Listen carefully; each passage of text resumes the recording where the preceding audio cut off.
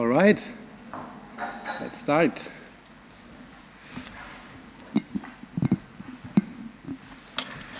So, good morning, everyone.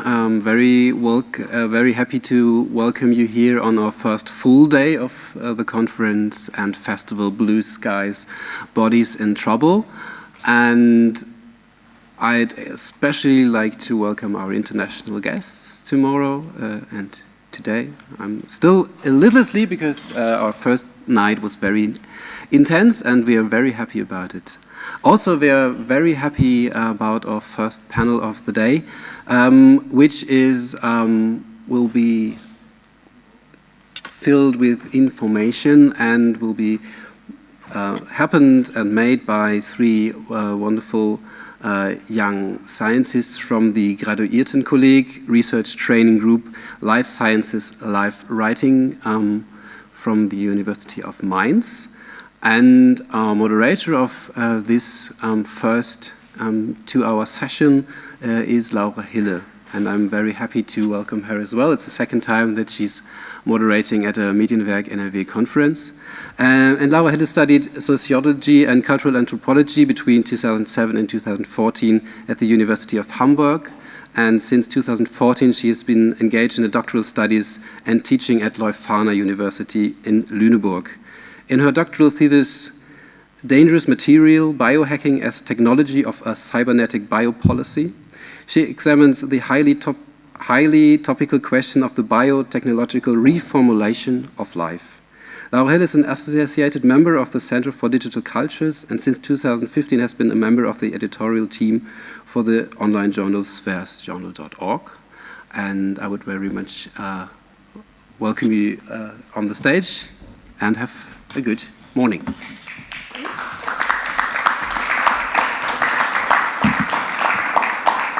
Thank you, Klaas. Thank you so much for being invited and being able to do the introduction, which is actually now a little bit embarrassing because my introductions for the panelists are going to be a little bit shorter than the one I just got. So, but I will do 3.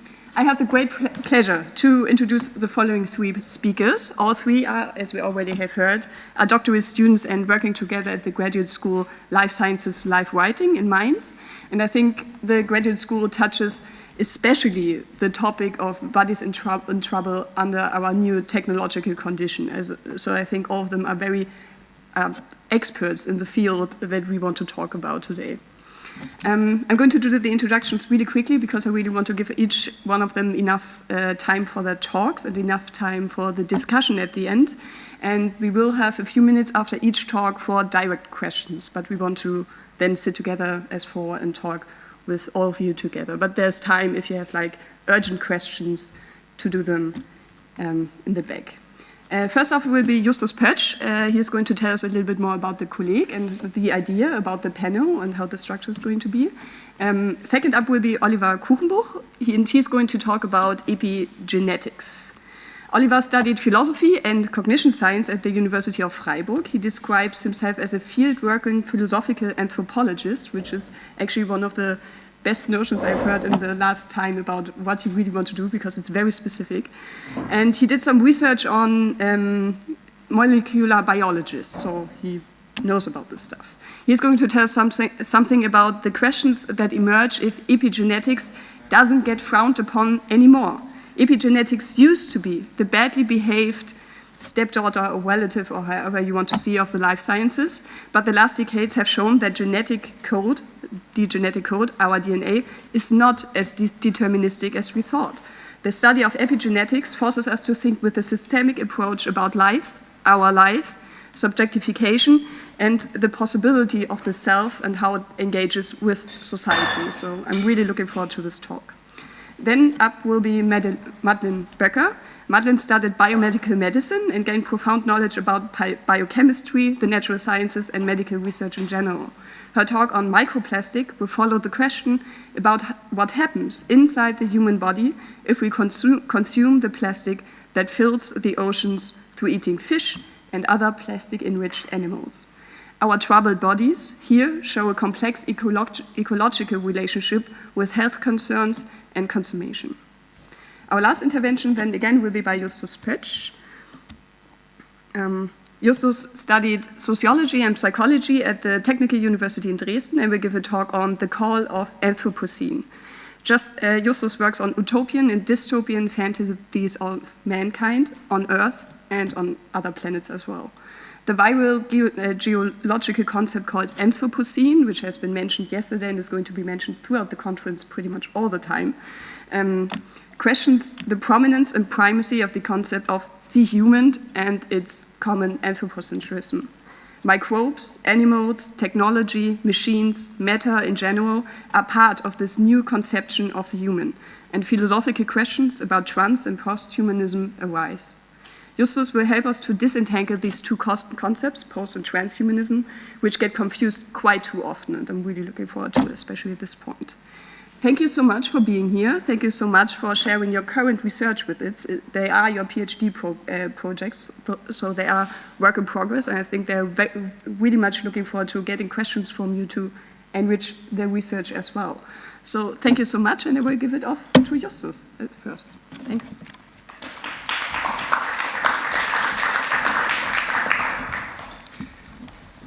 Yeah, thank you very much, Laura, for your kind introduction. The title of our talk is going to be Life Sciences, Life Writing, Entanglements of Life, Entanglements of Mind and Matter, Machines and Microbes. And this is going to be the structure. I'll be giving a short introduction about the transgressions of today, what the graduate school Life Sciences and Life Writing is doing to approach those transgressions. Then there will be the 3 talks, as Laura was already saying, and I'm happy in the end to engage with you in a discussion. So, but first of all, what are those transgressions of today that the festival itself and the numerous talks and presentations and performances are dedicated? I would highlight at least 3 fields of those transgression as an exemplary approach. First, that of climate change, and first, the notion of the Anthropocene gives the rise to the idea that the cultural sphere and the ecosphere are no longer to be distinguished. The human and the environment boundary are in fact being ever transgressed. But also there's the concept of omnipresent waste, and the threat of extinction is making human and non-human kinship being vulnerable alike.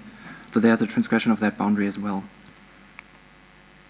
Another very prominent transgression of today is that of biology, and biology boundary crossing through technologies like genome editing. So as we heard, CRISPR-Cas and other genome editing tools are making it possible to rewrite the genetic code, to engage in a technocultural rewriting of the so far deterministic nature of the genome. But also epigenetics is showing that the nature and nurture boundary was in fact never really that strictly drawn. The individual and the collective behavior have in fact always been shaping organisms even on their biological substrate level. And lastly, new disruptive technologies like artificial intelligence are changing and challenging the human concept of an exceptionalism, of a very anthropocentric perspective.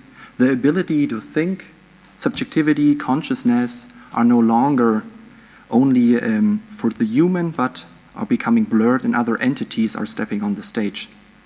And lastly, the transgression of machines and organisms are becoming ever more present. Humans have in fact always been prosthetic beings, as it seems, and the boundary between organisms and machines are being transformed. So what is the graduate school doing? I guess this graduate school Life Sciences and Life Writing represents a current and very much needed new approach to tackle and address those transgressions that I just highlighted. Those omnipresent irritations of boundary transgressions need new ways of thinking, need a new epistemology, a new way of meaning making. And especially interdisciplinary endeavors like the graduate school is very much needed in trying to take up this call. So they are trying to, and we are all trying to bridge the divide between the natural sciences on the one hand, sciences which are trying to come up with ontological and universal claims to find out the universal laws of nature on the one hand, but also we need the humanities the socio-cultural perspective, the specific situated knowledges, and the contingent and always embedded perspectivity of humans. So just as a quick overview, the multiple transgressions of today in ecology, in technology, and in politics are analyzed through those both complementing perspectives. We have the life sciences on the one hand, addressing the body and the nature of organisms by biomedicine, biochemistry, biophilosophy. And on the other hand, we have the notion of life writing, the socio and cultural literary approach about the meaning making. What do we make of those transgressions that our bodies are experiencing? So those both perspectives are understood in the graduate school to be a symmetric and a complementing approach. And through the idea of a narrativity, those both perspectives are in a fruitful dialogue. And thus, new concepts of humans in their life world might arise. Prominent examples, as already mentioned yesterday, are those of the holobiont, the post-human, or homo deus, which might give a more suitable perception of human situatedness in our current transgressive world. And with that short introduction, I'd like to hand over to Oliver to give you a more in-depth analysis of the notion of epigenetics. Thank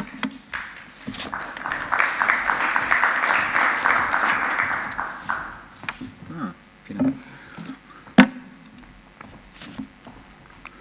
So, hello everybody. And thank you for the nice introduction, Laura, and Justus as well. So, since we have no time to lose, let's start with the initial interest. Why is this topic worth being examined interdisciplinary? I do not want to begin with definition. Let us develop them, if necessary, as we go along in this talk. To hopefully also arouse your interest, I would like to introduce to you two studies. I have assigned these to the term pair, plasticity and conservation, because with epigenetics, the tension between these two can be described in a fascinating way. Here we have a study from the University of Lund in Sweden.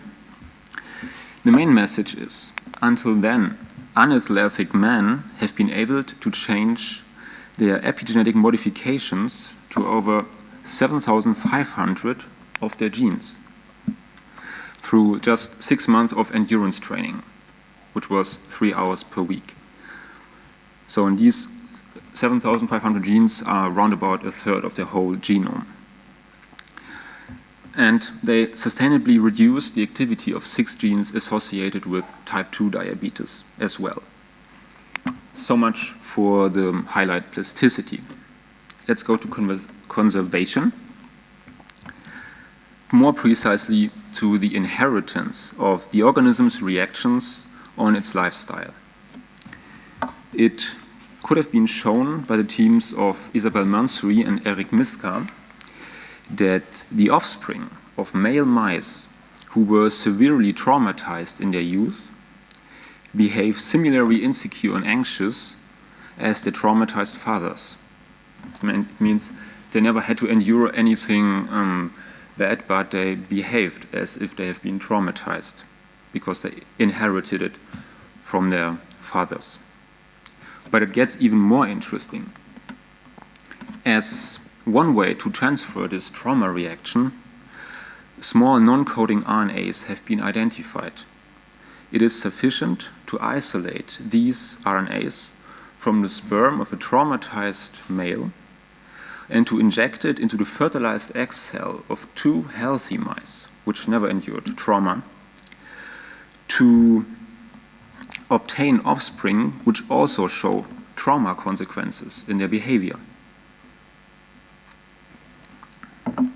Thus, this finding not just represents correlation, because with this RNA there's a causal link between the observed phenomena. These inherited modifications, in turn, prove to be reversible, with which we have closed the circle to plasticity.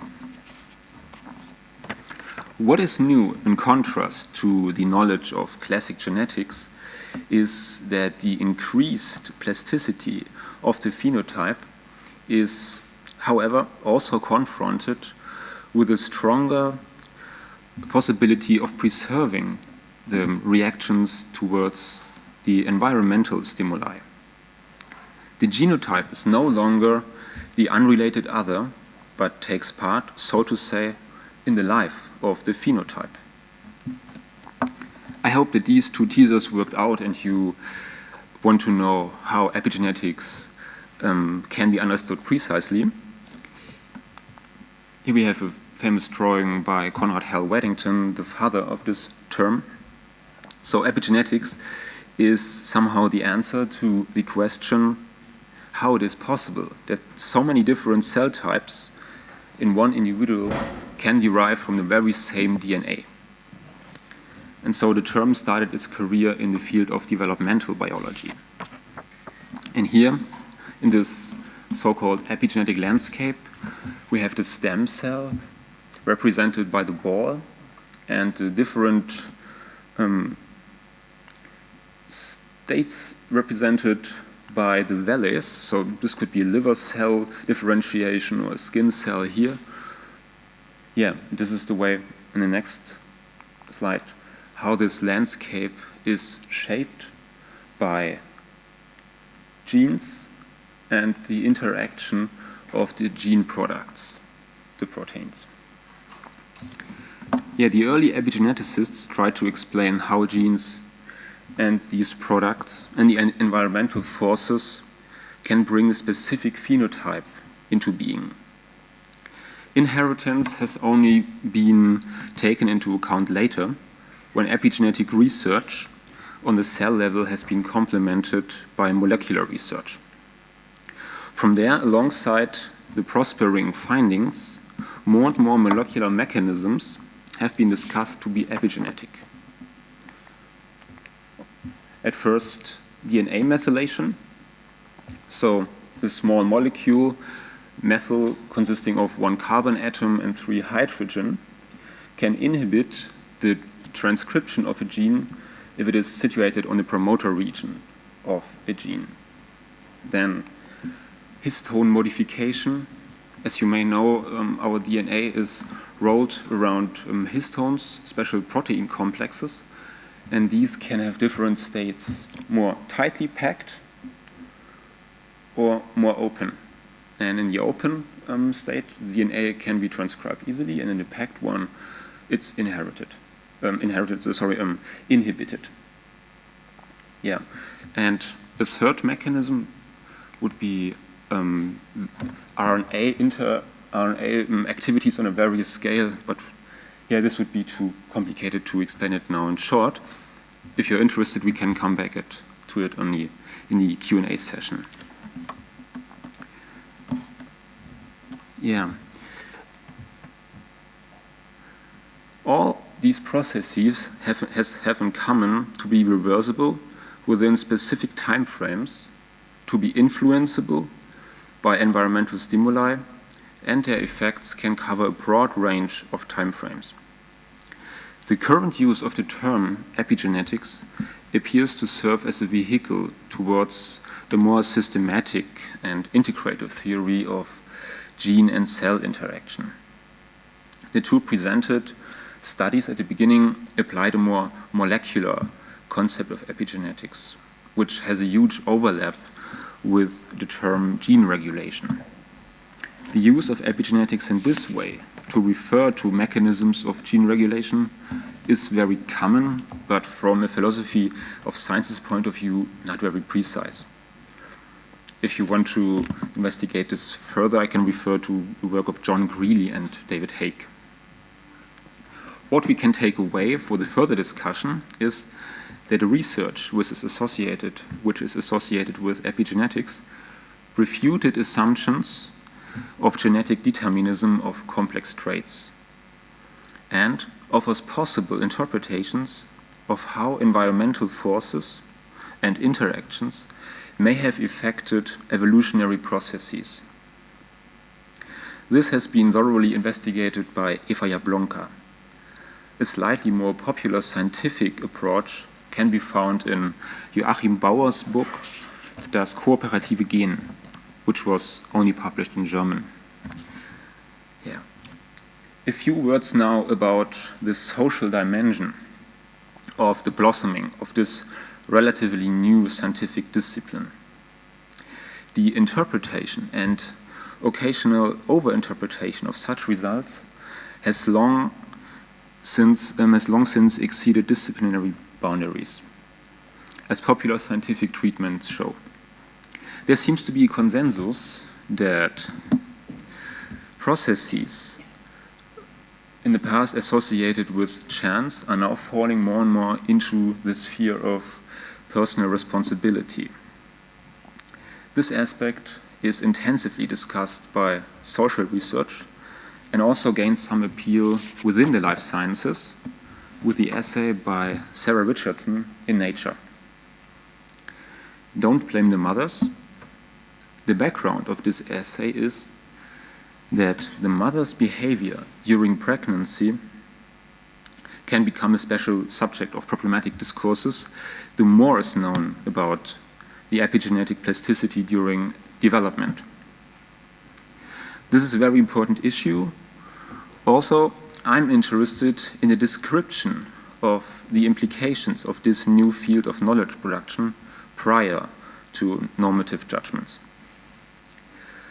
What I'm focusing on are the consequences of the novel configurations of settings which shape the way the old question, how are humans possible, can be answered.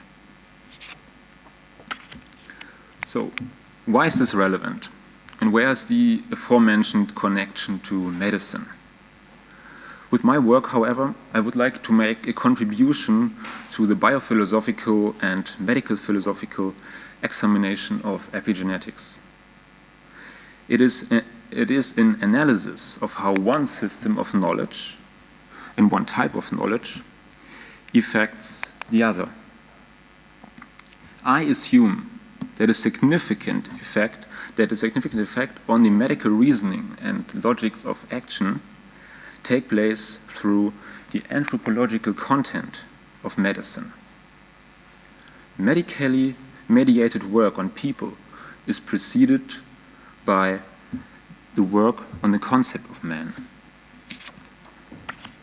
Unlike, for example, in genome editing and CRISPR-Cas9, this is not a challenge through technological innovation, but a challenge through novel knowledge, a form of knowledge that qualifies for use as self-technique.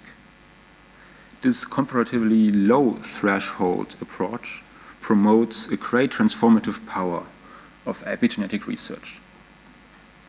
I want to make a point here and turn the focus towards the second part of my talk. So far, I gave a brief overview of my work, parts of my work.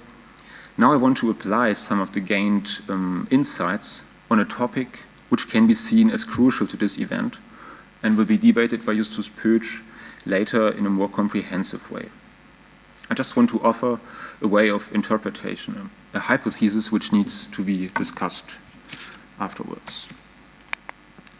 So, from a more abstract theoretical perspective, the dialectic field between modulation, between plasticity and conservation seems to be connected to the one between trans and posthumanism.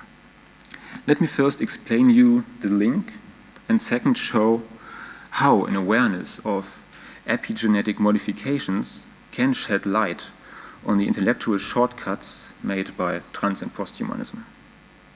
I remain cautious, however, as far as I can see, the argumentation of both sides is relying on overinterpretations of contradictory aspects of evolutionary and developmental processes.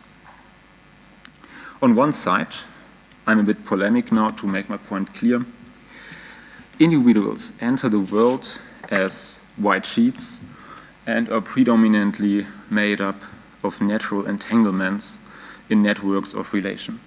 I'm talking about this side. if we borrow Nietzsche's image that since Copernicus, man seems to have fallen on an incline and rolls faster and faster away from the center, then posthumanism seems to be the very bottom of this trajectory. And on the other side, we find an approach which still applies a strong genetic exceptionalism and imagines the DNA as an unswayable deterministic force, which can only be conquered by external technological interventions instead of endogenous means. Thus, we see that the concept of technology plays an important role in the difference between trans and posthumanism as reactions to the diagnosis that we are living in the Anthropocene right now. Therefore, it is instructive to take a look on the dialectic constellation which is related to the one we see here. We can enlighten this configuration when we investigate the assumed anthropological relation towards technology. This seems to be one of the cases where it is really helpful to refer to the ancient Greek origin of a concept. Technology, here as the old Greek techne, was in the old time not a strategy for solving of finite problems, but the typical human mode of the human world affinity. So techne has been an umbrella term for everything that came into being by man. This is true, or was true as well for equipment as for interpretative pieces of art or meaning making. Yet it's always it gets clumsy to pin down the rich meaning of ancient thinking to nowadays categories, but I tried it with these two. And yeah, the theoretical basis of this hypothesis has been laid by Martin Heidegger and Peter Sloterdijk, to mention them. So let's come back to the idea. Partial aspects of this significant mode of openness towards the world, I'm talking about techne, of this mode, are taken to be total to handle the task exclusively by the two ways to answer the challenge of Anthropocene. Either a theoretical shift or a technological transgression. If we take into account the aforementioned evolutionary role of epigenetics and the third major branch of the meaning of techne, we can avoid such shortcuts. This serves as a stabilization of the relation between world and man to think about the transformative forces that the use of technology has had and still has on man. The key lies in the feedback of the subject's actions on himself, in the focus on self-transformation through action practice. By linking back the practiced technology to the acting subject, the entire technical triad undergoes a stabilizing reorientation. The genealogical genus of the genus Homo seems to be not only a technical one by means of equipment and interpretation, but very probably also by the epigenetic accumulation of traces of practiced technique. This means, among other things, that the biological constitution of contemporary Homo sapiens must always be considered as a result of the treatment of previous generations with technology. The already present challenge of the Anthropocene cannot be answered by isolated aspects of our practical perspective towards the world, the techne. Only when technology is linked back to the acting subject, all the elements of technology became sustainably stabilized.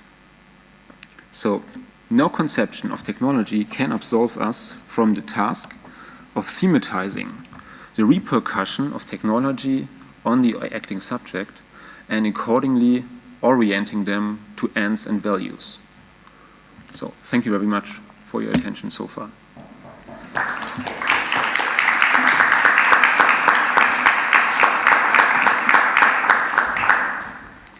So now we have a little bit time for urgent questions.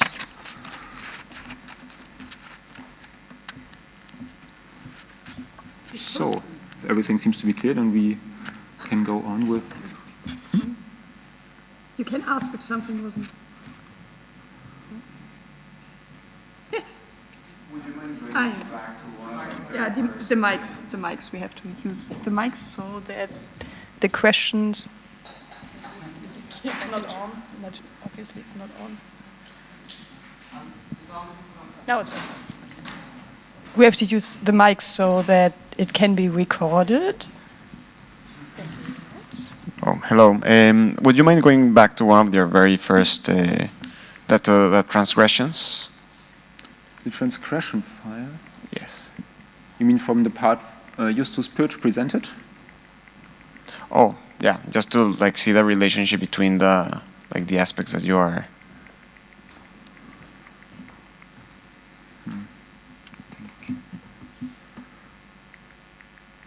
The old Mac is a little bit slow too.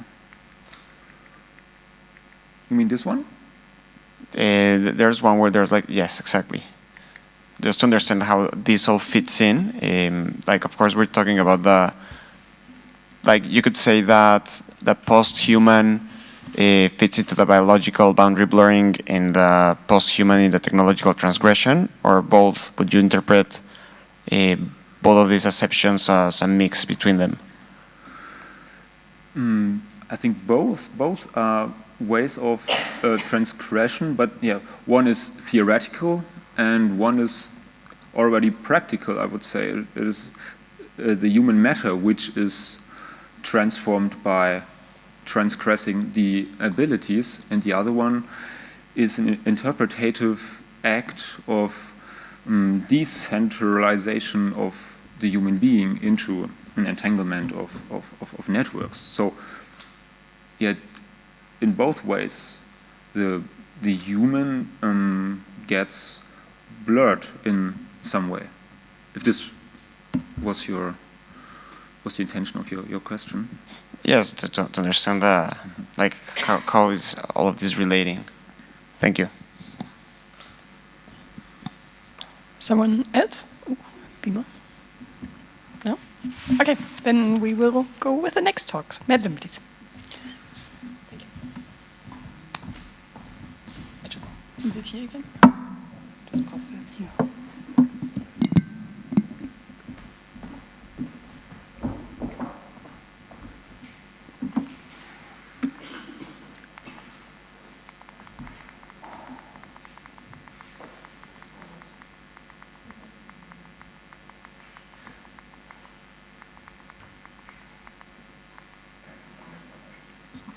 So, hello everybody. Thank you very much for the invitation and Laura for the nice introduction. My name is Madeleine Böckers, and as you already heard, I'm a natural scientist and I work in the laboratory to find out how microplastic interacts with our human body. So, and what you can see here is one possible interpretation of our festival's topic. Yeah, you can see blue skies, bodies in trouble.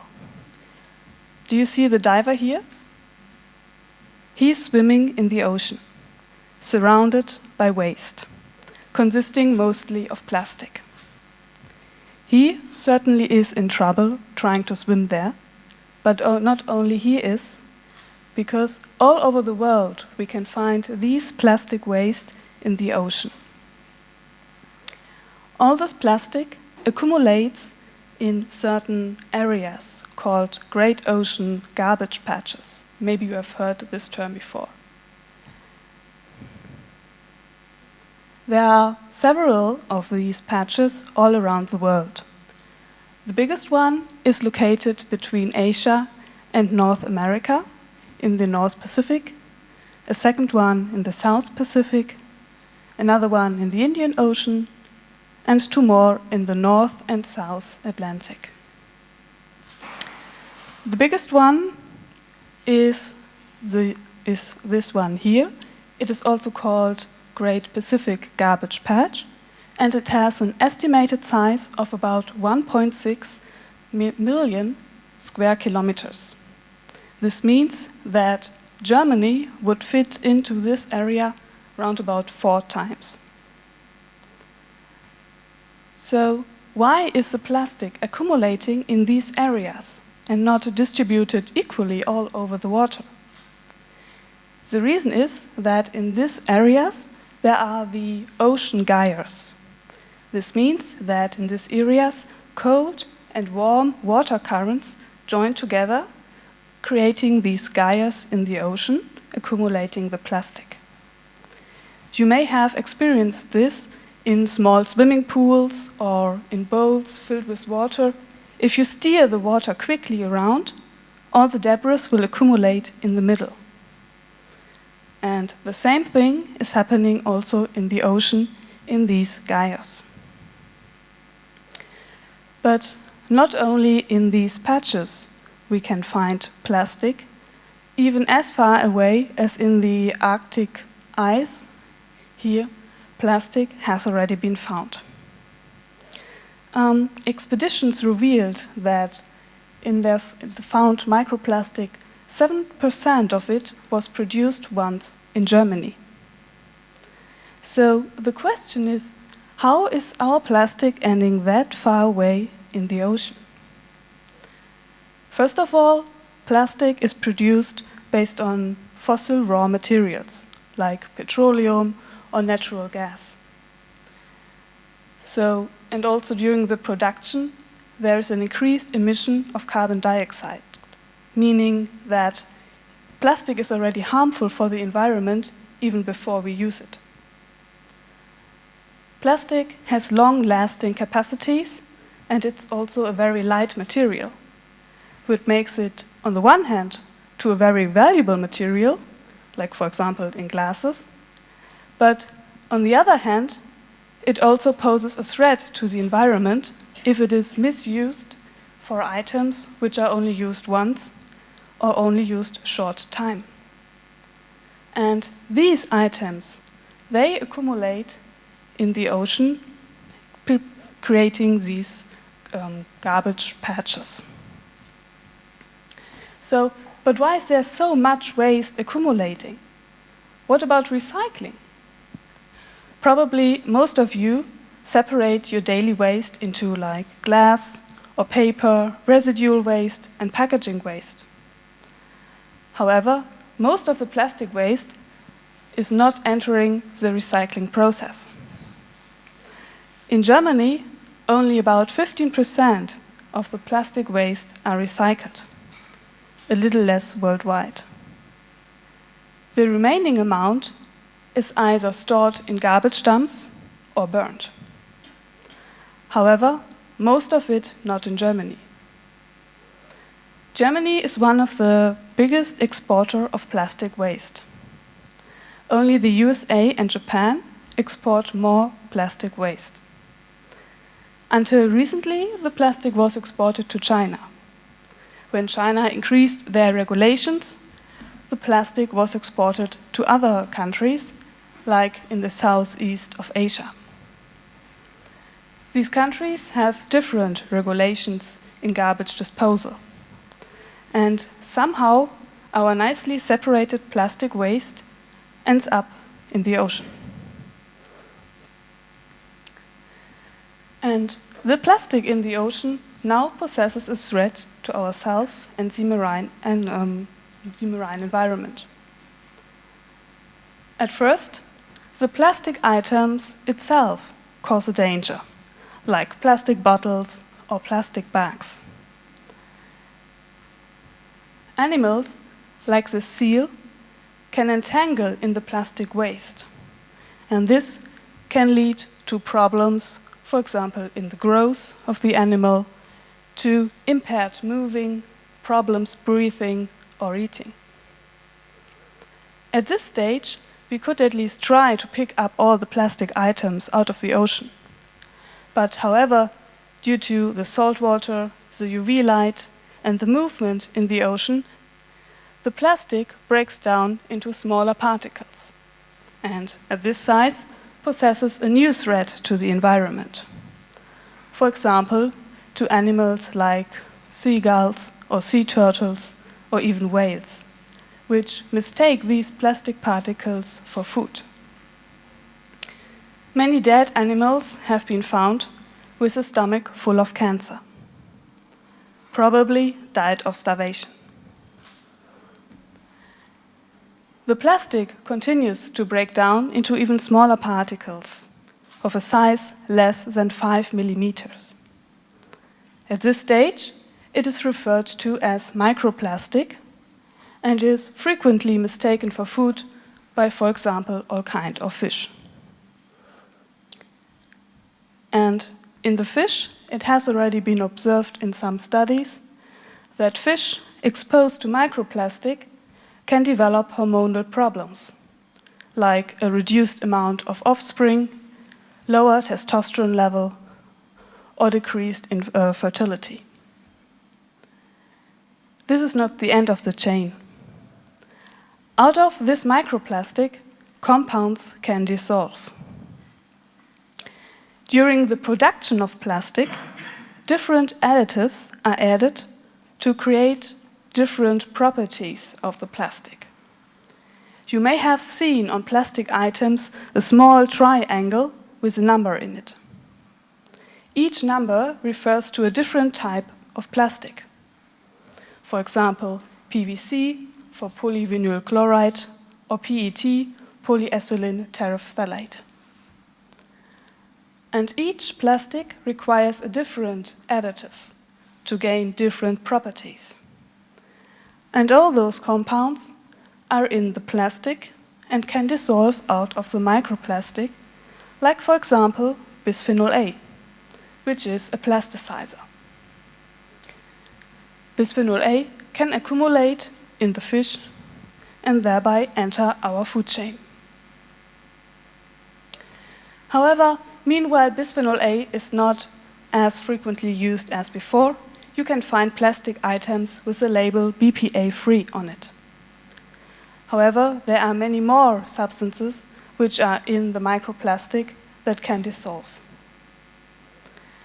And this is actually what I'm trying to figure out, how these compounds, which derive out of the microplastic, can interfere with the human health. Therefore, my doctoral thesis is entitled Molecular Mechanisms of Estrogenic Xenobiotica. Let me explain that briefly. Xenobiotica is a general term for substances not known to our body, like microplastic. Estrogenic, because I focus my research on the estrogen receptor. As I have already said, with fish it was observed that they develop hormonal problems. So therefore I'm interested if those microplastic can also interfere with the human hormone system, and there I start with the estrogen receptor. And besides, a lot more theses and research has to be done until we fully understand what are the consequences of the microplastic in the human body. I can only try to give a few answers, however, much more research has to be done.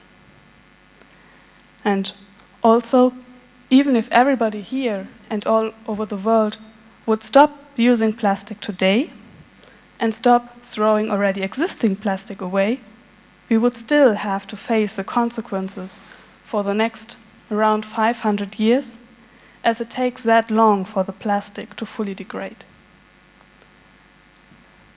And next, molecular mechanism, because I want to know what happens inside the cell on a molecular level, which is currently not known.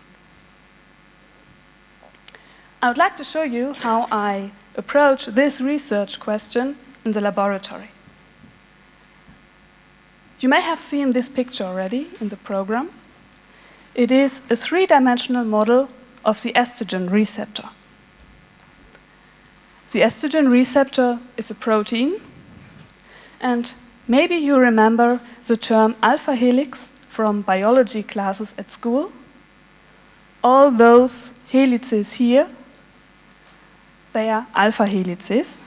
The estrogen receptor possesses several of them.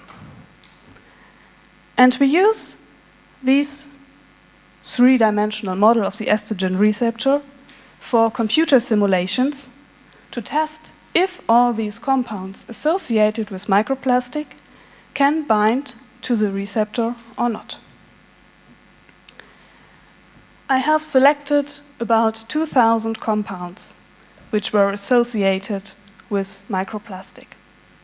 The number is quite large because, on the one hand, we have those compounds like bisphenol A which can dissolve out of the plastic, like additives that have been added during the production. But there's a second way of how microplastic can pose a danger to our health. In the ocean, you may also find toxic compounds in the water, like companies releasing toxins into the water, or ship accidents on the sea will release some toxins into the water which can be attracted by the microplastic. The microplastic will sort of function as a carrier for these other toxins, because most of them don't like to be in the water. They are what we call hydrophobic. So they will stick to the waste and attach to it and accumulate thereby on the microplastic. If then the microplastic is ingested by all kinds of marine animals, not only the microplastic itself accumulates in the fish, but also those toxins carried on it.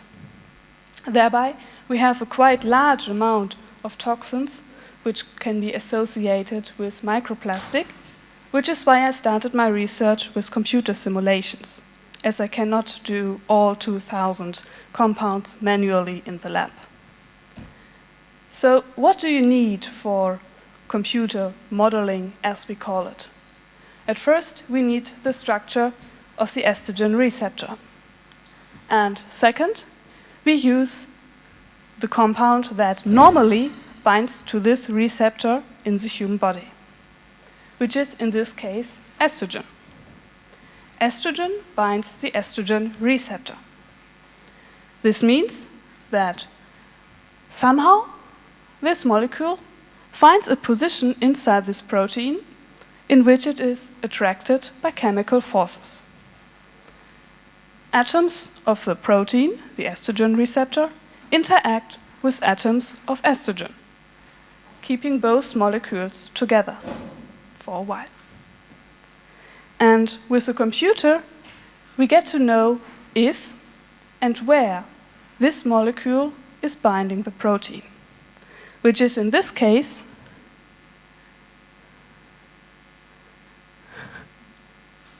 here.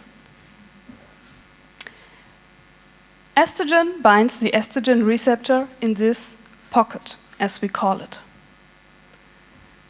So if we now want to know if all those other compounds somehow associated with microplastic can also bind to the estrogen receptor, we do exactly the same. We take the estrogen receptor and, in this case, bisphenol A. We do the same computer modeling, and the result was this. Bisphenol A binds at exactly the same position as estrogen, which means that bisphenol A, if entered the cell, can also bind the estrogen receptor and activate the receptor. Those computer modeling simulations, they require a lot of time and also computer capacity. A docking like that usually takes like 24 to 30 hours. As it is too much to perform on a personal computer, I used a computer cluster, which is provided by the Johannes-Gutenberg-Universität in Mainz.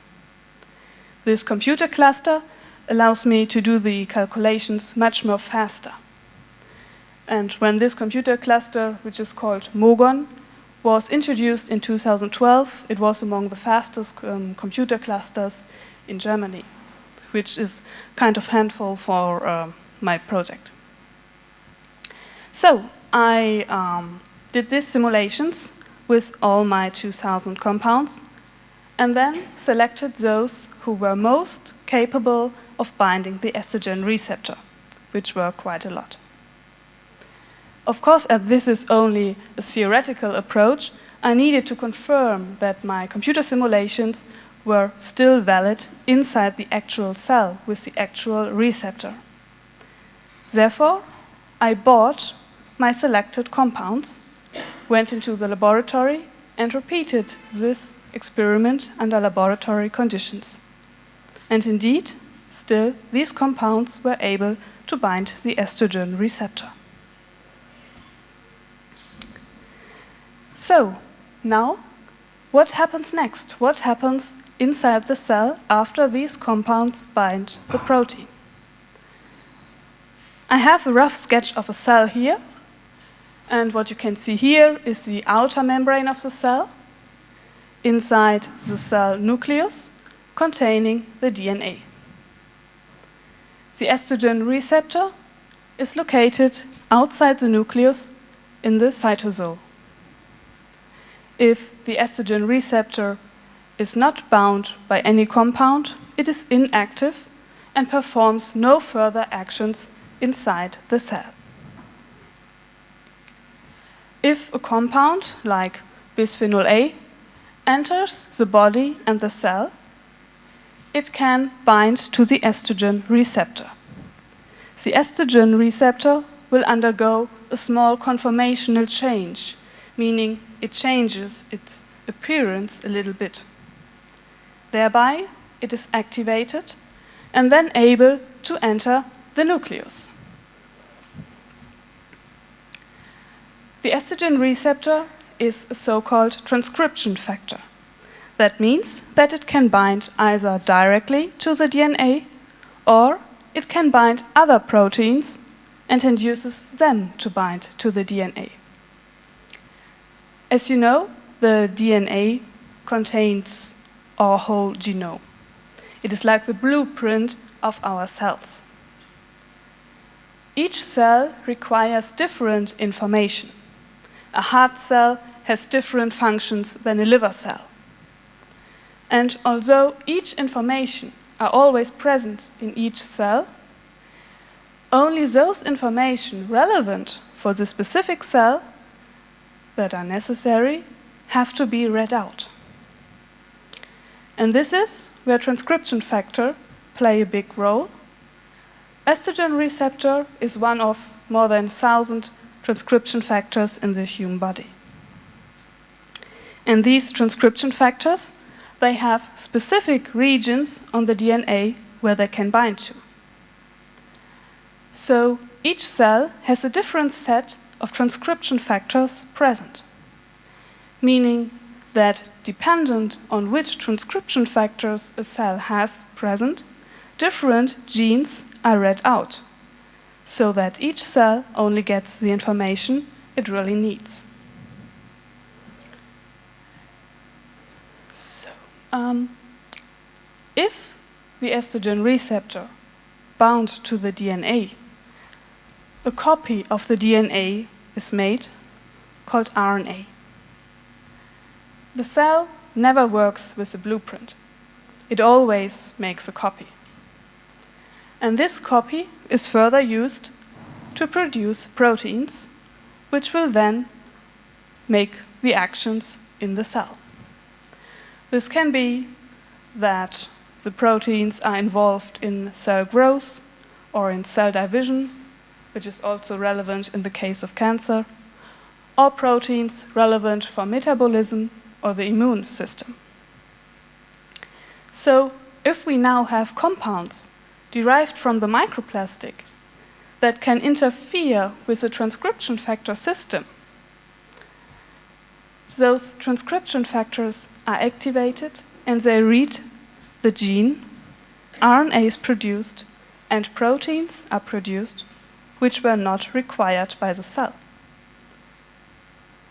resulting in actions that are not foreseeable inside the cell and that we probably do not want.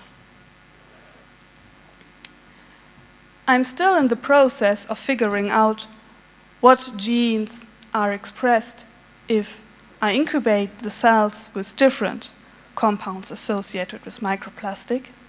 And unfortunately, to non-disclosure reasons, I cannot really show you the details of my results yet. But what I can say to you already is that I found several compounds associated with microplastic which can bind the estrogen receptor and also activate it, resulting in interferences in the cell metabolism. I'm still continuing to figure this out, and I hope soon I have more answers. And with that, I'd like to thank you for your attention, and let's hope that we are not in too much trouble. Thank you.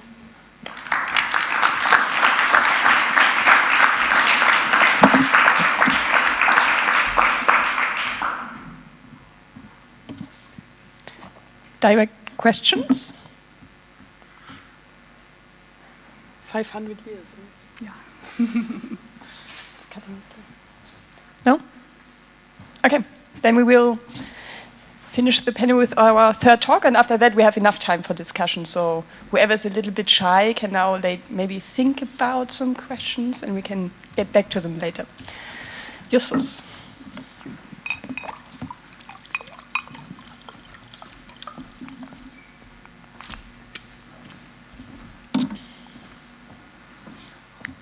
So yeah, let's end this very interesting, detailed, and in-depth discussion of the multiple transgressions that this conference is trying to address. And I'm happy to show you a detailed analysis of my studies, which is called The Anthropocene, Impulse for Resituating the Human, Transhumanism versus Posthumanism, some of those notions that Oliver already was trying to indicate.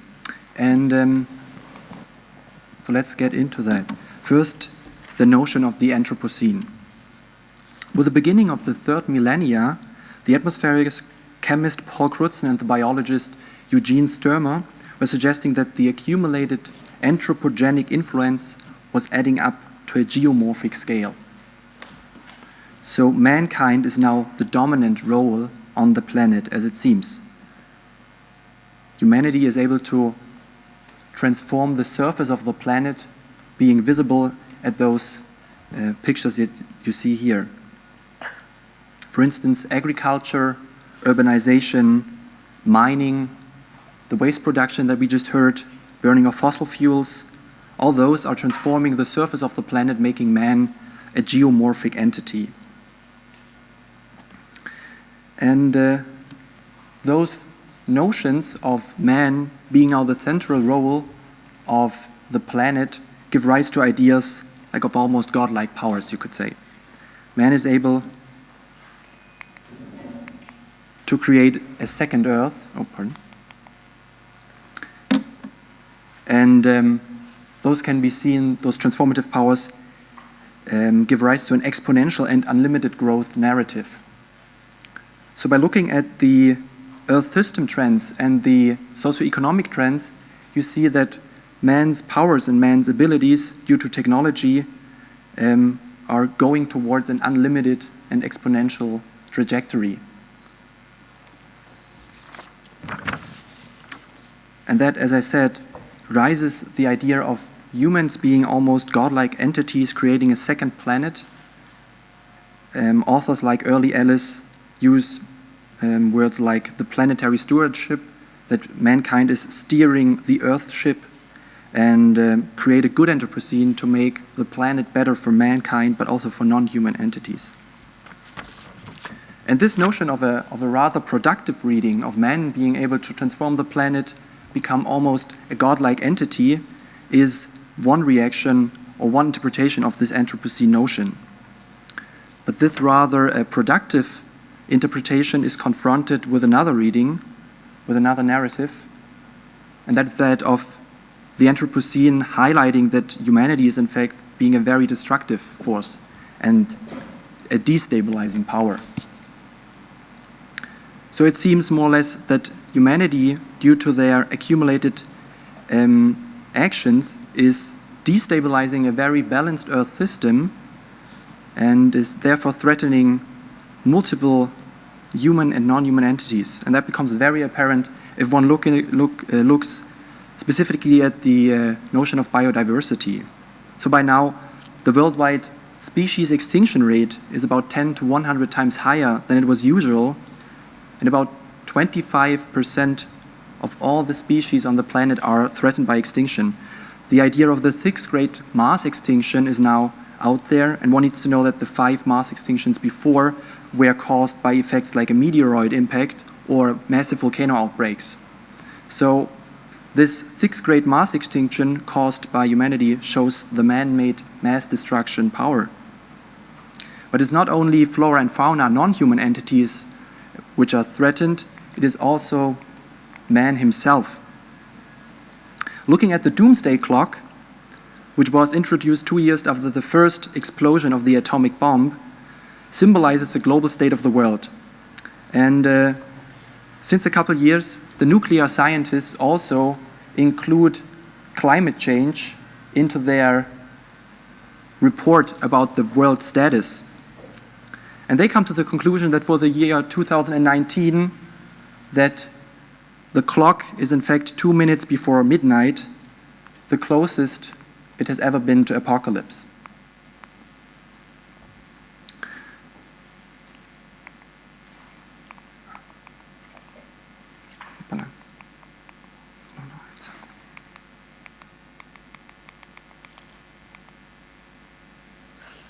Yeah, and in that probably not statistically fine transformation, one can see that those graphs that might indicate an unlimited or an exponential growth are going towards zero, that we are facing, in fact, existential boundaries and limitations, critical tipping points. For instance, looking at the tropical forest loss, it isn't possible, to lose all those trees there. At one point, no more trees will be in that area, and this will cause a collapse of the whole system. So the Anthropocene, in that reading, irritates the modern dualisms, binaries and hierarchies of nature and culture, or respectively of that of the human and the environment. On the one hand, the productive reading gives rise to the idea that humans are able to create a second Earth, transform nature entirely due to socio-technological transformation. Or on the other hand, the rather apocalyptic and destructive reading shows that man might become extinct and disappear, and only the planet itself might prevail. So we have that dialectic of a proliferation and growth on the one hand, and that of extinction on the other.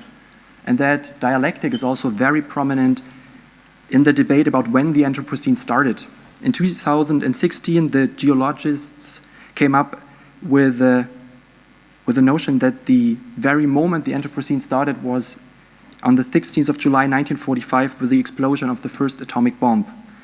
Since this isotope, the radioactive isotopes, are covering now the whole planet and therefore giving a very vivid example of human actions.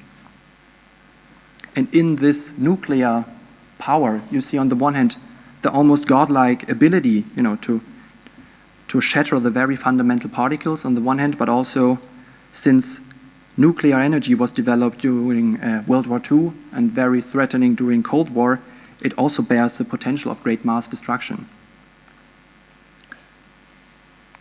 So those two narratives, the productive and disruptive one, are prominent and caused by this Anthropocene irritation, and we have two opposing philosophies which are trying to interpret that and trying to resituate the human within the world. On the one hand, we have the notion of transhumanism, which understands mankind to become finally emancipated from the natural boundaries through technology. They understand themselves as a fulfillment of the Enlightenment promise, and that the disruptive and godlike abilities are now fulfilling this Enlightenment promise. And on the other hand, we have the notion of posthumanism, which are highlighting the existential dependence of man to non-human entities. They focus on the relationality of man to plants, microbes, technology. So let me give you a closer introduction into those two notions. First, that of transhumanism. As I said, transhumanism understands itself as a continuation of the secular and Renaissance humanism. They have the idea of progress, of technological transformation. One of the founding fathers is Julian Huxley, who you can see here. He was a British eugenicist and coined the term transhumanism in his 1950 essay, New Bottles for New Wine, and was claiming that man was remaining man, but transcending himself and becoming a better version. So a very current statement of transhumanism thought that of the Declaration of 2019, let me quickly quote that for you. So their understanding is, quote, humanity stands to be profoundly affected by science and technology in the future. We envision the possibility of broadening human potential by overcoming aging, cognitive shortcomings, involuntary suffering, and our confinement to the planet Earth. So transgression of every limit, may it be the aging body, or the natural habitat, or the affirmed goals of transhuman philosophy. A very prominent figure of today is that Ray Kurzweil, who you can see here. He's working for Google, and he sees the development of artificial intelligence as the next step in this evolutionary transgression of mankind.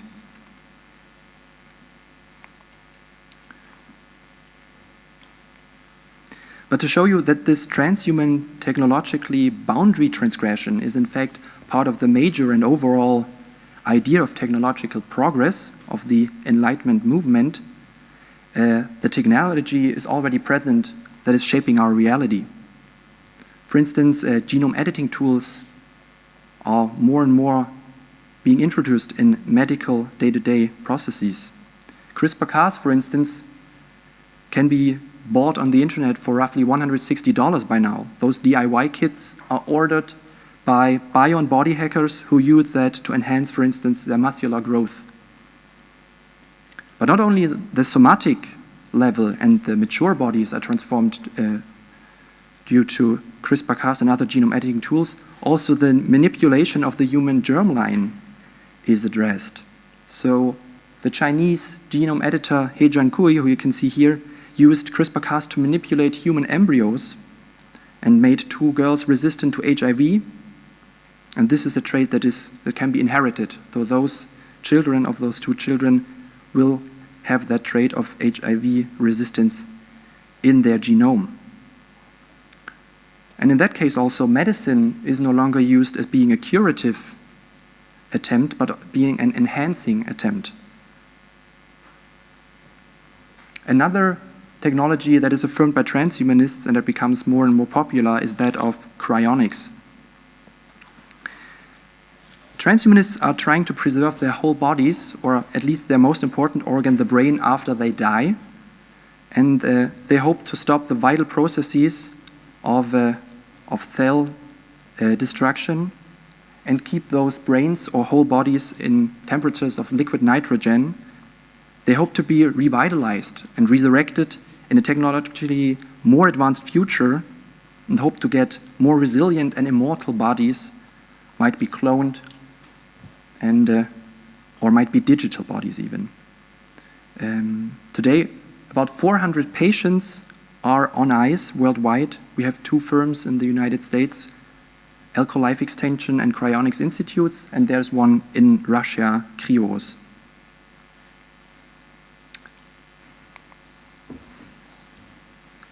Posthumanism, on the other hand, is formulating a critique on this continuation of an enlightenment process of a technological progress.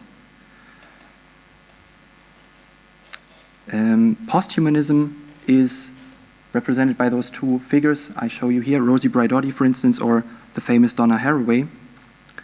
They focus on another understanding of self and world.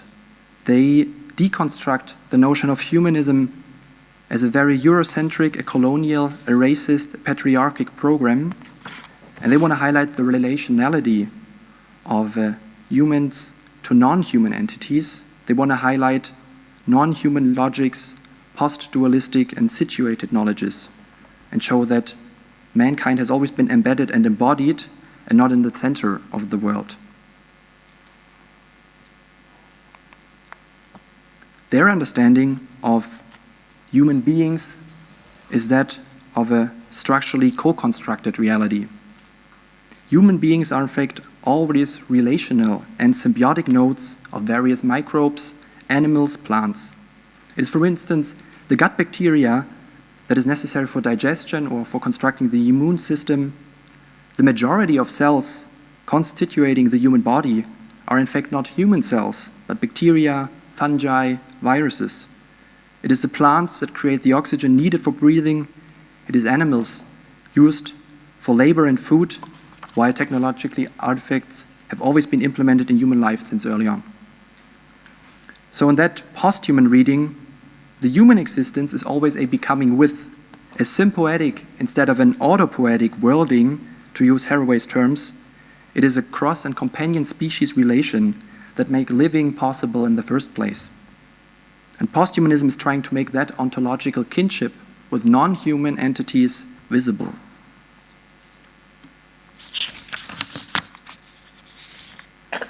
Yeah, transhumanism, on the other hand, is affirming a future of a very theologically informed technological transcendence. They want to overcome the limits of a biological being. They want to enhance and repair the human machine. They want to overcome the dying and messy and limited physical wetware through technologies like, for instance, uploading one's mind and personality and become unlimited and immortal software. Kurzweil foresees the human future in the next step by fusing with machines or even becoming fully emancipated from the biological substrate, becoming only a digital version of themselves, immortal human ghost, immortal human intelligence roaming freely throughout the universe. Posthumanism, on the other hand, confronts those very anthropocentric visions. Especially the neo-vitalist perspective of posthumanism, represented by Rosie Braidotti or thinkers like Elizabeth Grosz, are always focusing on the non-human flow of matter, energy, and life. Life, in their understanding, is always a contingent form, as contingent as any other human life form or organic form. And this just instance of life will finally disintegrate and die like any other life form before. Life, in that sense, is always excessive. It is oriented towards a radically open future. And that becomes apparent by looking especially at geological or cosmical time dimensions. Taking the perspective of 5 billion or even 40 billion years of the cosmos, that makes the human presence on the planet of only a couple 100,000 years being a glimpse in the wrinkle of time, a time that stresses almost indefinitely towards past and towards future, stresses indefinitely towards and beyond the human instance. Yeah, and with those impressions, I hope we can engage in a fruitful dialogue and discussion. Thank you.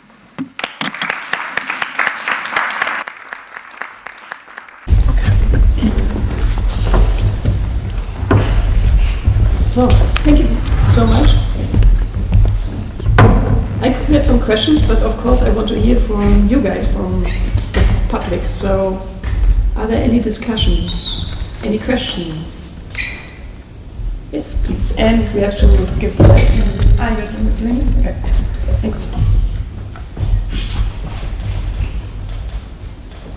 Just immediately coming back to your final slide, just wondering about post-humanism, and I think it's maybe a difficult question, but the vision on the human is that it's, very humble in relation to other species, but on the other hand, humans are the only ones that can act consciously now. So, we need to be humble, that's one version, but on the other hand, in order to change things or to act what can we do in this position of being hopeful?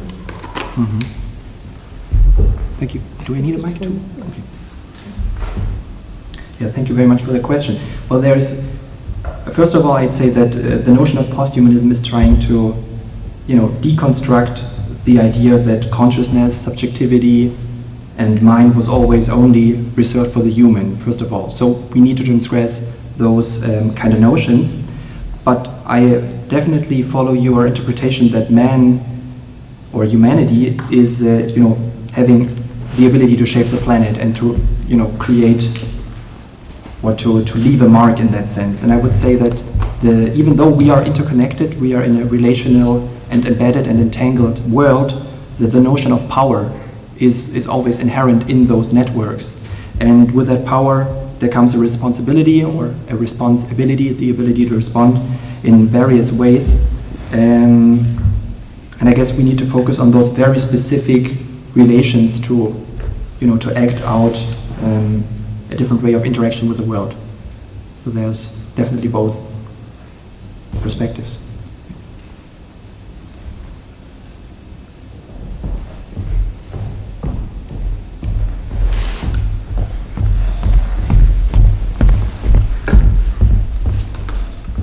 Okay, so I like to generate 3 provocations and see what happens.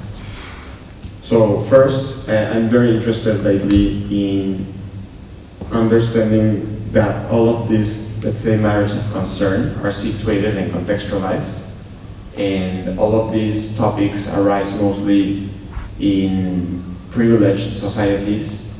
It's really hard to engage in these conversations in non-privileged places, because there's all other matters of concern that are more priority. Okay, so that's provocation 1. How do you approach this? Second, discussing the ephemeral, how do we approach that perhaps this project of humanity is an ephemeral project? Why are we also always insisting on the permanence of humanity? Why? And third, that is related to this second provocation. I'd like to generate a discussion around the imperatives of the system we belong to, that we could call life, versus the microsystem and scale of humanity, because there's clearly 2 agencies at work. We have an agency as living systems, and we have an agency as human. On one level, as living systems, and this is something I want to hear your replies. Is it for you the same, or do you also see the difference between these 2 levels of agency? I think they actually don't all just go to Justus, right? I mean, yeah. No, they're kind of... No, they are interested in different perspectives, actually. Yeah. So, again, situated context, privilege. So, how do you want to... Let's start with privilege. Who wants to talk about privilege in our privileged white panel? Okay. I could do that. Yeah, I'm not quite sure. I would say that, those questions, of course, they are mainly addressed by, white male scientists, politicians in the global north, but they are all at least supported, or the matters of concern that they identify are mainly those in, for instance, indigenous communities in the global south, as a support or as voicing those matters of concern, I'd say. The world is still structured in hierarchies. There is still, even though we are in this relation entanglement, the matter of power is still structuring our understanding, and so certain voices are not being able to be voiced in that sense. But I would say that, especially due to new media and this becoming this awareness, more and more voices, I would say, which are not at the top 1%, who are inheriting the world GDP or the economic power, are becoming more and more loud and gaining strength. Permanence of humanity? Yeah. I would like to try to answer your other 2 questions by answering back what you actually mean by these 2 agents. do you see that one agent is the value system which humanity applies to the environment, or what is the opposite system you estimate against the natural, living? I think we can also like reconnect them to the concepts of transhumanism and posthumanism, as in, on one level, or I would like to put it as an example.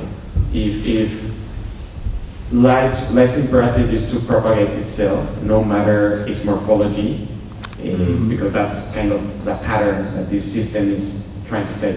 So life as a system doesn't matter, like it doesn't care if it's an ant or a human or a plant. Humans happen to be very successful living agents, so we are really like the champions of the current life system. In that sense, we might also implode because of our success, ironically. But as life, as human agents, our awareness, our self-awareness, our consciousness might take us into actually driving against our life imperative, which means maybe we'll start, propagating, maybe we should stop, reproducing. So there's these two agencies that are in conflict. So I'm interested in your perspective. Yeah, there you named a very specific of the human being in contrast to other living beings on the planet, because as far as I see, we are the only ones here with this second agency, that our value setting and system can take control of this living program of just mere propagation. Yeah, but I think that in this extreme way of posthumanism, by diminishing the position humans have on the planet, it's kind of an escapic strategy of being a self-consciousness living being. That's probably the only one. So, yeah, we are in a tragic situation, as many existentialist philosophers have explained in the past. And yeah, we only, as far as I can see, we only can act with ethical judgment towards it and not completely solve this tragic situation that you described with these different agencies confronted to each other. Which brings me to the third point, that maybe we should all just enjoy the ride and do the best we can, but knowing that this is an ephemeral experience. What do you think about that realistic approach? No, I mean, the ethic judgment I'm referring to, of course, has to take into account the sustainability of the values we apply in this way. So it's not just an excessive task. It just answers your question. Okay, sorry. No, all good. I just want to add, you asked the permanence of humanity. Why are we also, trying to hold on to that notion that we are, of course, maybe the only conscious entity, but that we want to prevail. But I would say that this is also typical for every life form. I mean, inheriting, bearing life, having that excess is also about, to continue your moment, your instance of existence, but continuing that. I would say that this isn't only reserved for the human life form, but other life forms might be microbes or animals, plants. They're also trying to sustain themselves, and I'm not even sure if humanity is, the dominant, kind of like the one and dominating species on the planet. I mean, taking that other, geological time frame that I was just highlighting, microbes are on the planet being way more successful since billions of years, and they are able to overcome also, an atomic explosion, massive transformation that they're going on with the climate change. So I'm not even sure if mankind is really that special or highlighted if you take bigger time frames or bigger scales in general.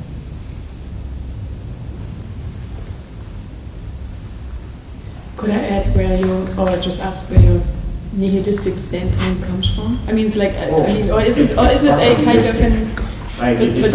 Is it kind of the extinction of the human as a, well, let's walk against the wall and see what happens, or do you want to engage in some other kind of notion with your question? Actually, it's very spiritual and very propositive, and that's why I'm very curious, because the way I put it, I think that we are in a blossoming flower, and it's just an ephemeral blossom, and that's the beauty of it. And one day this beautiful blossom will be over, and maybe that was the whole point, that the universe creates beauty at some point, and just like a flower is not permanent, and we should focus just on making the best of this ephemeral moment. But it's actually a much sweeter note, I think. It's far from realistic. I think that life will continue some way or another, and the agency of the creative universe will continue in case. So I'm just interested in the very specific moment where human agency emerges, and human awareness, specific, let's say, nature of our understanding of the universe is present. So that's my question.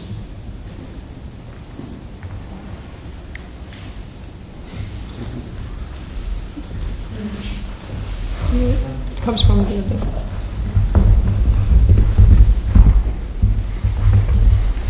Yeah, maybe to follow up on this idea of how I would call it is humans being the kind of only form of life who destructs the environment they need to actually live. I was thinking, if it, like in your expertise of epigenetics, if you can link it also to maybe this kind of skills and behavior, like if we made somewhere this sidetrack, if you look at animals and plants that they kind of intuitively know what to do to sustain their environment, in what way you look upon this problem? Yeah, this what I've shown there with the feedback of the skills and use of technology was predominantly focused on the human phylogenetic, because we seem to be the only species with which uses technique in this excess. But yeah, in general, I mean, Lamarck applied this idea on the whole evolution of species, and even Darwin had some examples of it, how the treatment and how the interaction with the environment shaped the behavior of the animals and the offspring of this specific animals.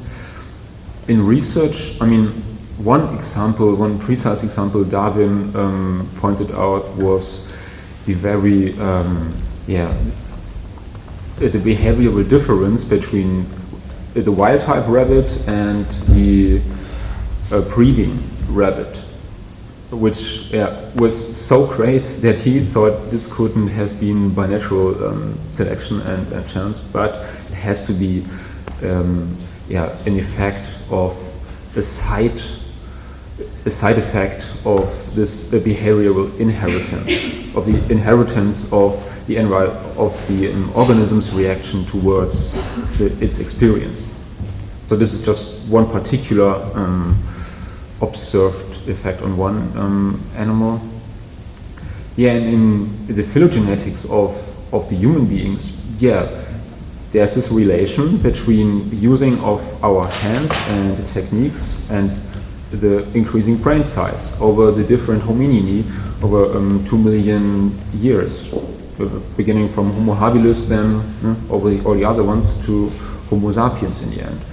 And this can't be proved finally, of course, because there isn't enough material, but it is very likely that there's a strong connection between the use of techniques and then the final morphology of Homo sapiens.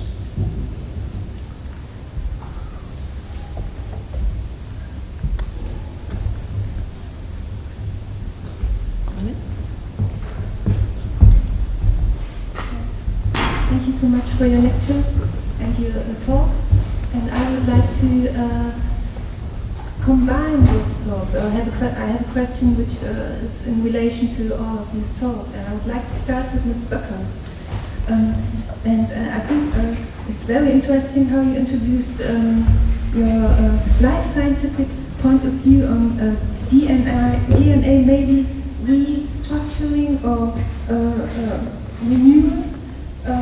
By saying that microparticle has the same, is patching at the same place or position of DNA as estrogen. I'm sorry, I'm not from this scientific background. So I would like to ask all of you three. At first, what is the medical impact? So what is the consequence of this DNA patching? And also to you, Mr. Pötzsch, I think, what's the anthropological change by this concept or idea? And also to you, Mr. Kuchenbuch. Yes, Kuchenbuch. What is the epigenetic consequence? So how does this change the concept of an individual maybe in addition to having objects inside your body? Good question. Thank you very much. I'm just going to give this to you. Thank you very much for the question. The answer to your question is kind of simple. It is not known. We do not know what will happen if all those compounds interfere with our DNA, with our proteins inside the cell. This is still under research. But as we have seen, for example, in animals, that there is like hormonal impairment, like reduced offspring, fertility problems. It could be one possible effect also in the human. We don't know yet, but it is possible. So that I cannot really answer, sorry. But yeah. Yeah, I want to go on with this. No, I mean we cannot answer because of the complexity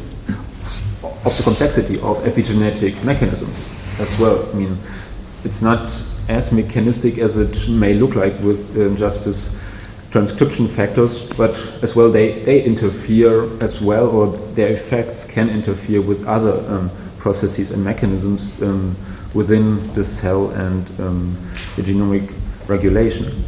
So this is one of the reasons why these effects of this xenobiotica can't be estimated too precisely. Well, so even though we don't know the precise results of how xenobiotica is introduced in the human body and causing transformations of the DNA, I would, of course, as you already indicated in your question, say that the notion of the human individual, of a closed container of strict boundaries, are definitely blurred.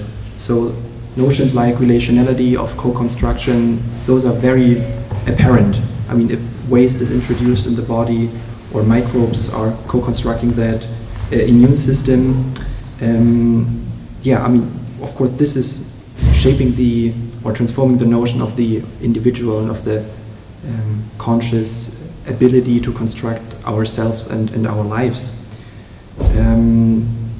Yeah, and I would say, I mean, then it depends always on what sort of standpoint are you taking. Are you taking that standpoint of humanism or of man who wants to sustain, who wants to persist? Then of course you would need to, in a way, modify as far as it is possible those, at least for the human form, harmful agents in a way. But I'm in a way kind of doubtful that this power relation can be, due to the complexity, always be implied. It wasn't a question for me, but I'm going to answer it anyway. I think it is interesting to see that the sciences are much more humble than we normally think. I mean, the sciences are normally saying, well, it's not clear, we don't know, we are not even sure. And if I think about medicine or practitioners, I mean, medicine knows there are like a few hundred genders, you know? I mean, medicine knows that epigenetics is going to change, has already changed how we think about what the human is and how we are interacting with our environment. Physics is already thinking about, you know, it's like the natural sciences, which are kind of in I guess, a lot of discussions always the other side that we are talking about, and they are the harsh, hard facts people and saying blah, blah, blah, blah, blah. But it's always, no, they are kind of already seeing the troubles all the time and have been writing and talking about them all the time. I think this is a very good example for this, that for us, the humans, we want like have a kind of answer to, but how is it going to change our society? And it's like, oh, we can't say, it's way too complex, it's way too much happening. It's like we have so many different levels on which this is, we have to ask it scientifically. And I think this pen is a good example for how a transdisciplinary approach in science really can be fruitful to think about those other questions. So I just wanted to further that this is a good example of how I wish that the other days in the conference as well we can talk about those things from a science standpoint of view as well, and say and be okay with saying we are not sure, but maybe this or that is going to happen, but not like, yeah, can't be sure. It's like, and it's going fast, or very slowly, 500 years, or 5 billion, or I mean, it's like really thinking about the time frame here. It's like really absurd. Yes. Question.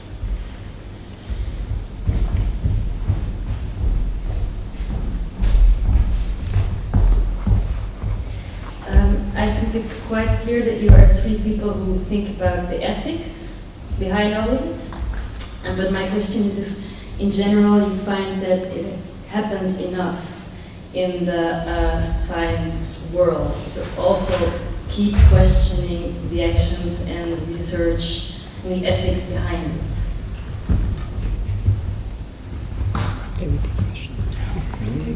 Nicht? No. Kannst du gerne. Ich kann dazu nicht kommen. Okay, that's tough. I mean, like for my research, it is, you know, that's really tough.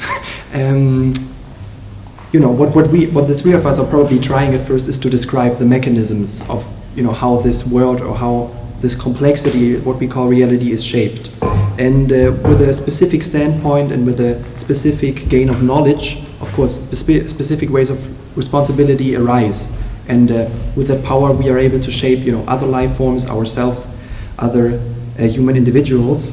And of course, I mean, a higher awareness of that is arising an ethical standpoint. But like I have to say, for me, especially as a social scientist, I find it hard to translate that into politics, because, you know, I see my expertise in a way as just, first of all, describe what's happening, and then in a way let others, you know, deal with that knowledge and translate that into public and political actions. Yeah. Even though I'm aware that, of course, my research and my conception of reality is always, you know, in a socio-historically embedded environment, and that I'm having, you know, specific perspectives about the world, specific, you know, colonial, hierarchic perceptions that I need to at least try to become aware of. Yeah.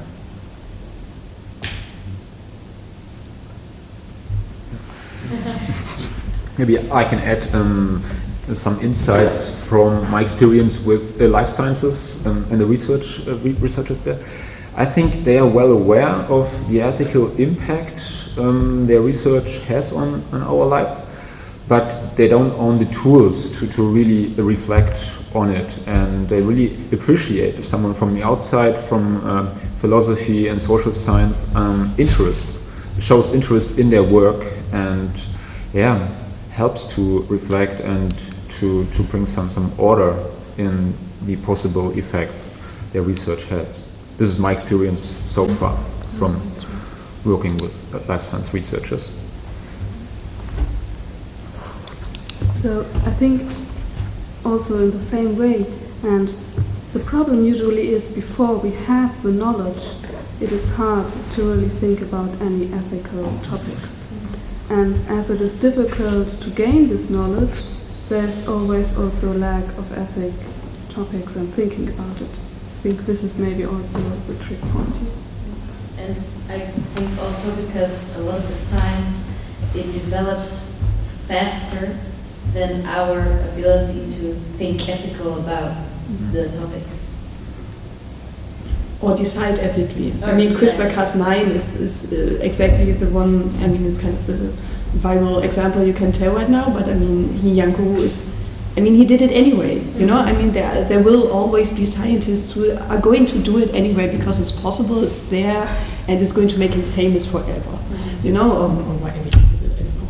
And, or if he even really did it. I mean, it's not even that clear if those babies were really born and are existing or going to be, I mean, it's not really that clear. But there are ethical regulations for CRISPR-Cas9 technologies in all laboratories.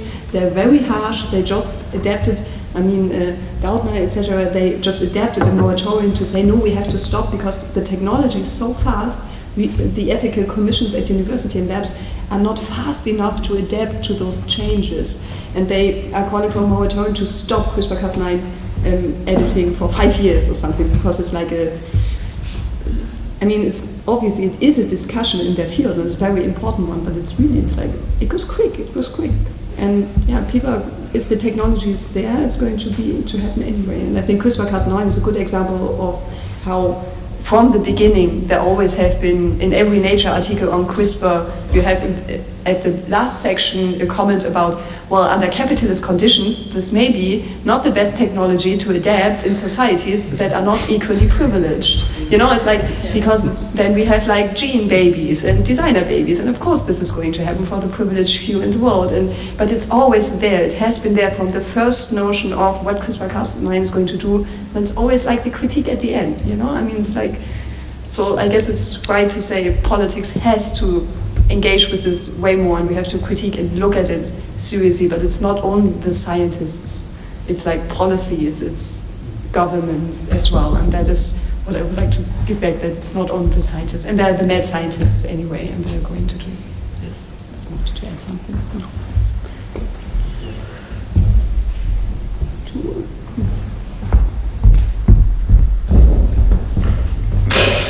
Building up on this question, why do you think, well, I have my understanding about why do you think we are, on one hand, so as a society and as humans, so scared of bioengineering, whereas with AI, we even incentivize it and subsidize it, where it's clear that, and I'm not even talking about a Terminator-like possibility, just the possibility that inequality rises dramatically because of the higher automation, blah, blah, blah. Why do you think we have such a staunch contrast between our approach to different technologies?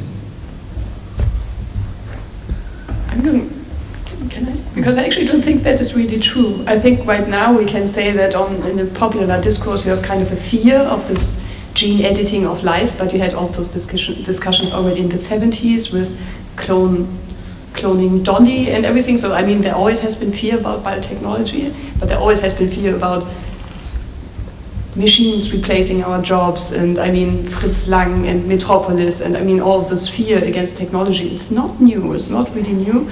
And I think what you are saying is very interesting, because there is, especially on a governmental basis, I mean, it's not really like we are adapting and saying AI is great and I'm going to put AI in my bedroom or something. It's like it's government projects are doing this, and capitalist and venture capitalist projects, and all of them not really like I mean, like I know and I agree with that, but at a regulation, like a policy making level, it's, let's say, practically impossible to try to carry on an experiment with gene editing, whereas it's diametrically the opposite if you want to do a new AI engine.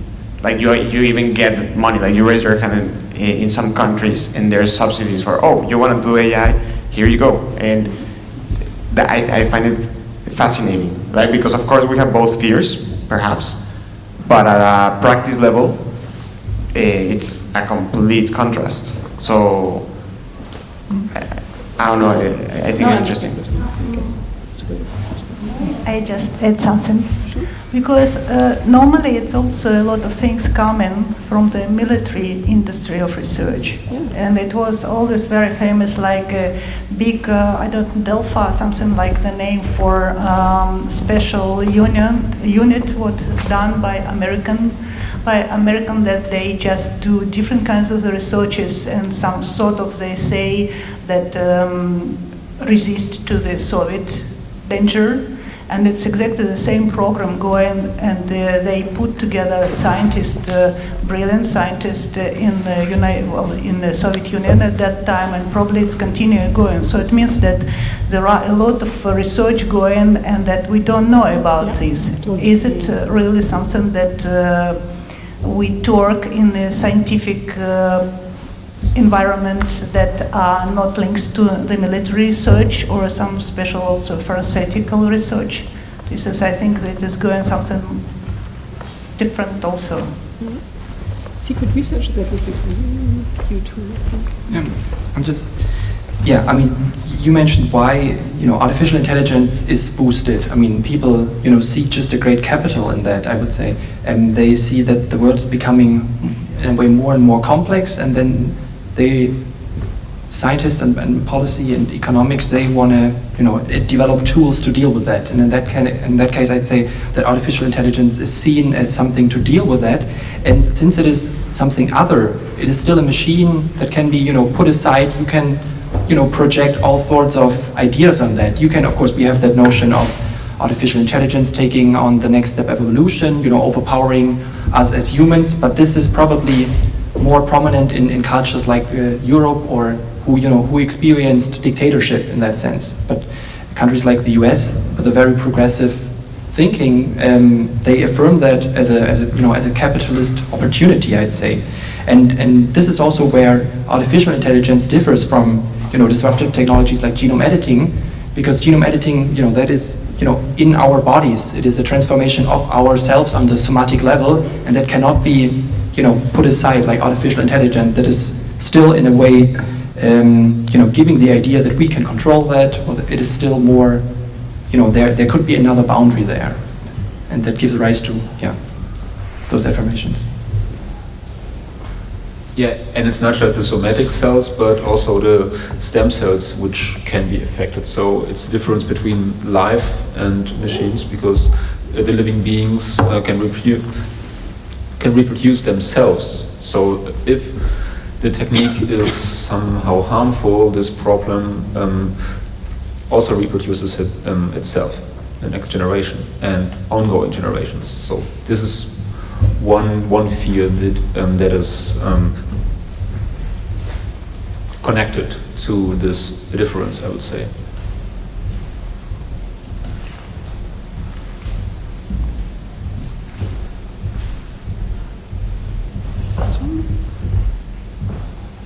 And sorry. Just the secret research. Yes. Secret research. Yes. I would like to know if you know something about it, if there is really exist, or this is some sort of the mythology. So this is, I think, it's interesting point.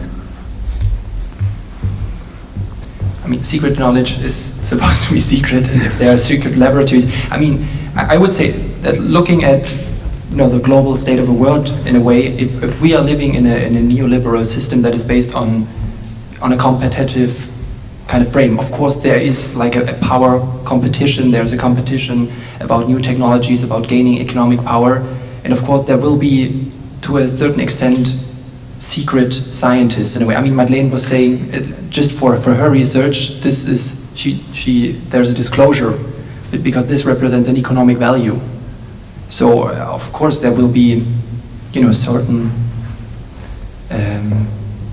maybe certain laboratories undertaking that, and especially if the political situation is becoming even and ever more dangerous.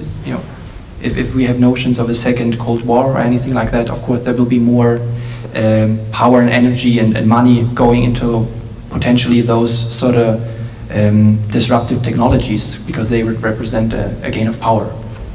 I mean, looking back at the Cold War, the Second World War, development of nuclear energy, the Manhattan Project is an example of that. But but I hope that this is not the case of the current state of the world, of course. Yeah. But I guess it would be interesting to not only, I mean, because it's secret knowledge, I don't know about secret labs because, I mean, otherwise I wouldn't be here. I would, I don't know, make money off my knowledge from the secret lab or would have been killed or something spectacular, No, but we can think about official labs with websites and daily tours or weekly tours that are already doing this research. I mean, you don't only have to think about some kind of hidden laboratory where unethical biotechnology is going to happen. It's like you can just see that, for example, the US military is inviting transhumanists like Sultan Istvan to teach them about how useful RFID chips are for the soldier in Iran. I mean, it's like, I think this is much more an interesting thing for, especially as social scientists, but for us to think about, no, there are already the obvious things and the connections from the industrial military complex with biotech and the interest, of course, for having like superhuman soldiers in the field and everything. You don't really have to go into secret labs to look at this. You can already have this when you look at the US government website or from the Bundeswehr. I mean, you don't really have to go that far. So I guess it would already be good to look at the research that is already happening out in the open to see, to just like have an idea of what is going to be on the hidden agenda. But no, sadly I can't say like I encountered specific things. I only encountered really weird YouTube comments like everyone does. Like CRISPR babies have been around for 10 years. It's like cloning has been possible for 40 years. Of course, China has an army of clones. I mean, it's like, it's true. There's a lot of rumors, but at the same time, there is a lot of documents that we are start having now on internet about different kinds of the research. If we will take this famous research about possibility, how can we influence more or less this question about propaganda and make a wash brain in the United States, that was done special research and with different kinds of the gas and LSD and different kinds of the drugs, and it was completely closed research, and it was very interesting in the sense of that it was also more or less like not military university took part, like privatization, census camera, and also in the military. So it means that for me it's also interesting because science fiction that we read quite often in a book, it's quite always very close to the reality. So just because of this, for me it was interesting. If it's possible, so somehow spread of talking about what's happening in different kinds of the closed door laboratory and not military research centers, and this is, I think, very important. I think there's going to come out way more. As you said, I mean, 20 years. There has also already been so much reporting on stuff that already happened in the 60s and 70s. It's going to progress to get into those data, I hope. Yeah. We're always late. Yeah. Better late than never, I don't know. 500 years, right? I mean. Okay, I think it's time for lunch, right? Okay, so maybe last question, like, I don't know. Yeah, please.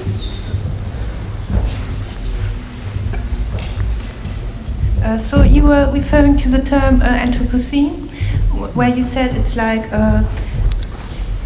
the environment of the planet changed by humans, and you say it's a second planet. So yes, something like that. And if I would like to know if there's a reaction referring to a human changed by the second world which we create by ourselves. So like in the example of particles entering genetic places. As far as I know, if you look up to transhumanism, if you add technology to the body of a human, you can call him a cyborg or a hybrid. So my question is, are there any terms or discussions about the state of human or the name of a human changed by his Anthropocene impact?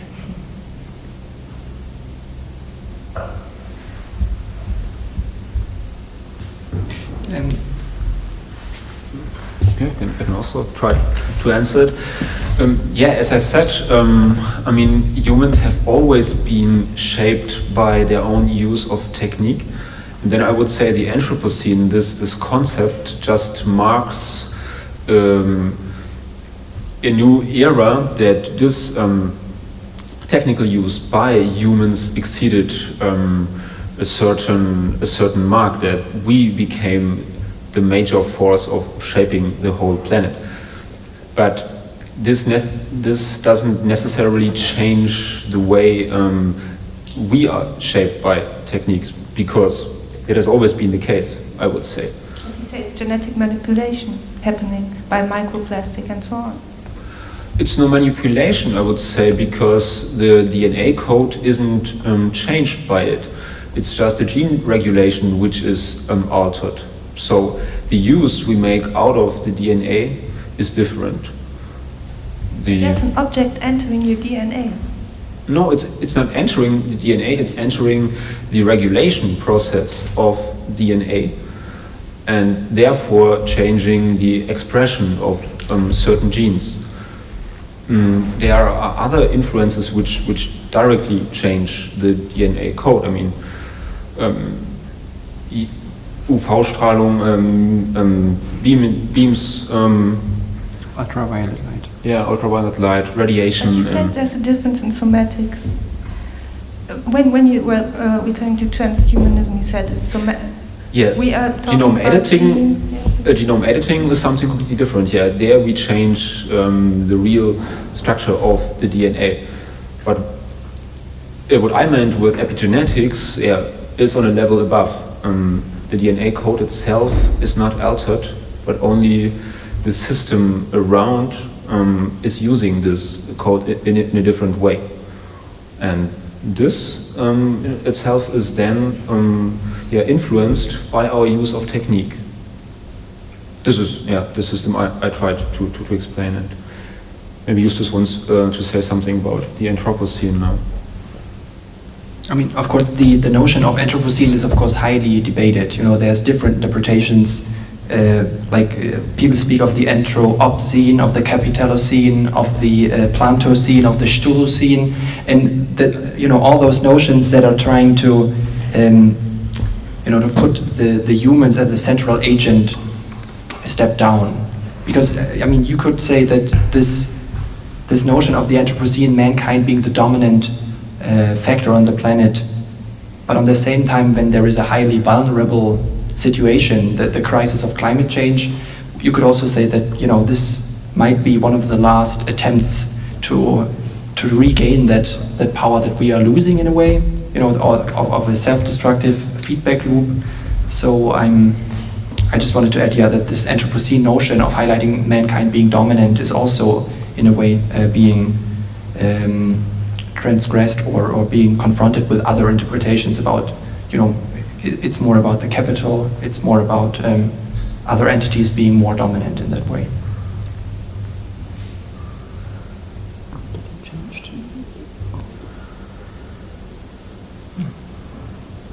So maybe to follow up with that, the microplastic is somehow activating certain transcription factors which are then altering the expression. However, the genome itself stays the way it was before. So we do have a different effect in the cell. However, it is still the same blueprint. It will not interfere with the blueprint. Maybe to make that a little bit more clear.